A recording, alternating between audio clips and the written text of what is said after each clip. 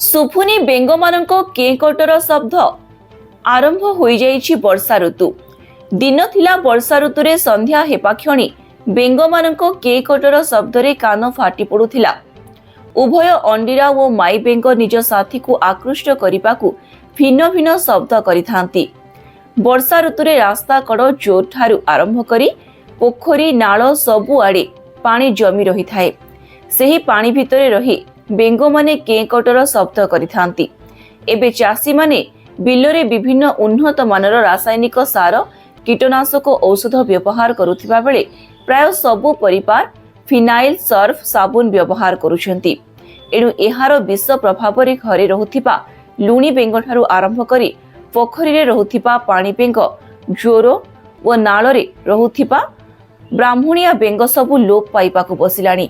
एणु एबे वर्षा ऋतु होइथिले मध्य गाँ गंडारे आउ शुणिबाकु मिलुनी बेंग मानक केकटर शब्द। बेंग गोटिए उभयचर प्राणी। उभय घरे बाड़ी रे विभिन्न पानी जमिथिबा स्थान रे बेंग मानकु देखिबाकु मिले। एमाने अनिष्टकारी कीटपतंग मानकु खाई परिवेशर सुरक्षा करिथांती। एबे एमाने लोप पाइबाकु बसिलेनी। समस्तंकु चिंता करिबार समय आसीछि।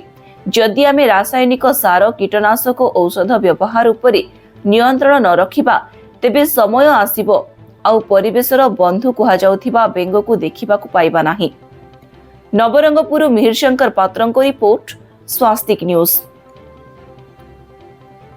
आपण माने देखुचंती स्वस्तिक टीवी।